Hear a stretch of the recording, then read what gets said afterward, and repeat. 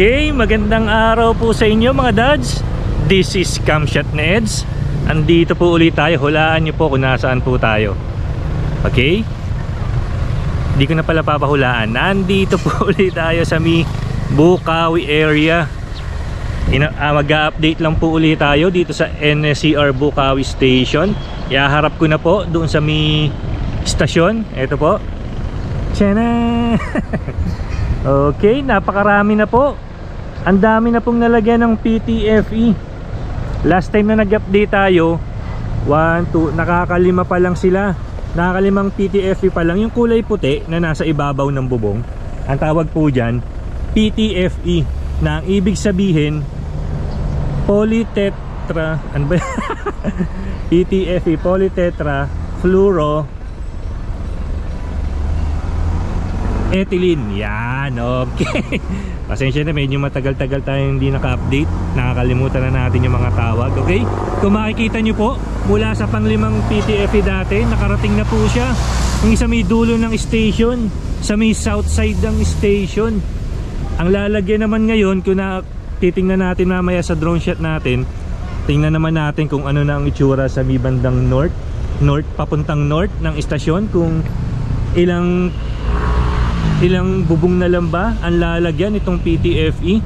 Okay, hindi na po natin patatagalin. Ito na po, paliparan na po natin ang drone. Okay,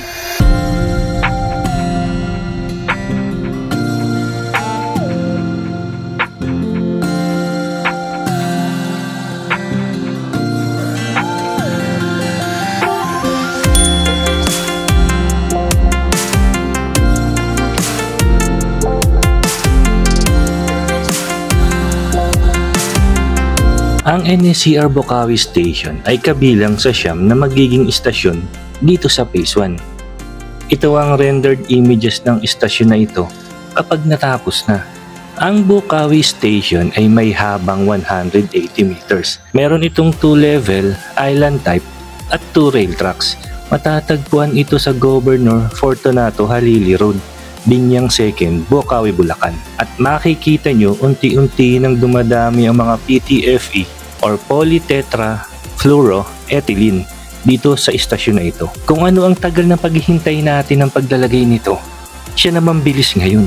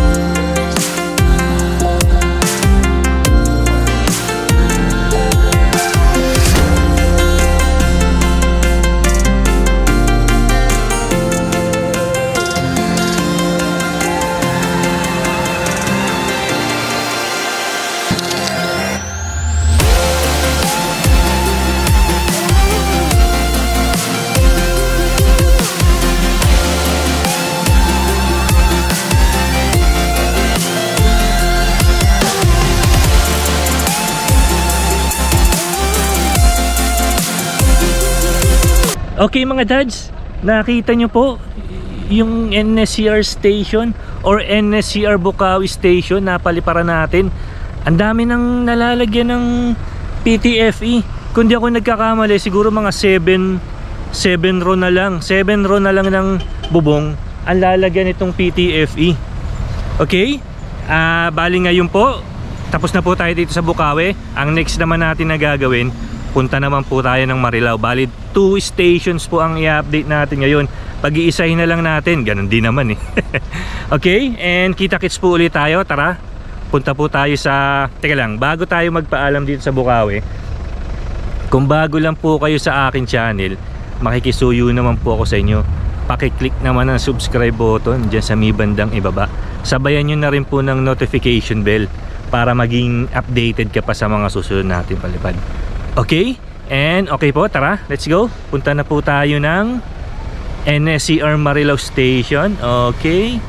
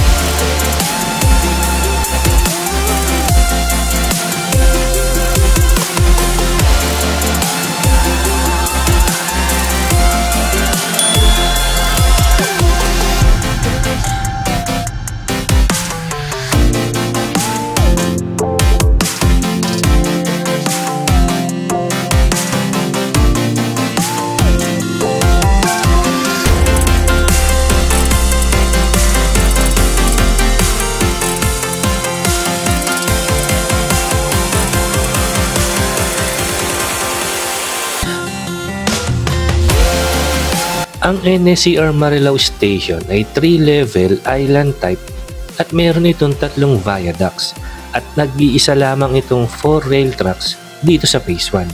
At meron naman itong habang 180 meters. Ito ang pinakamalaking station dito sa Phase 1.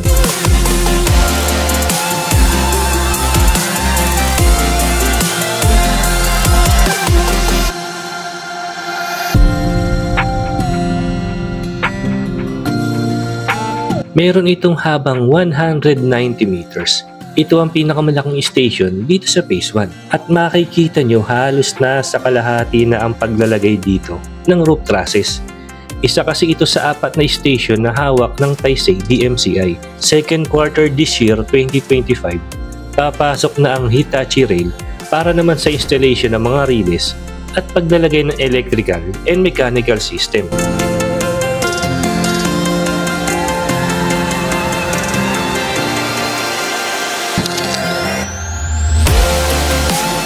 Alam nyo ba na dito din sa istasyon na ito magkakaroon ng overtaking ng mga train katulad na lamang ng commuter trains na lahat ng istasyon ay hihintuan. At ang isa naman ay ang airport express trains. May mga piling istasyon lamang ito na hihintuan. Alam nyo din ba na lahat ng NSCR stations ay merong platform screen doors. Kaya safe ito sa mga naghihintay na pasahero dahil bubukas lamang ito pag nakahinto or pag dumating na ang train.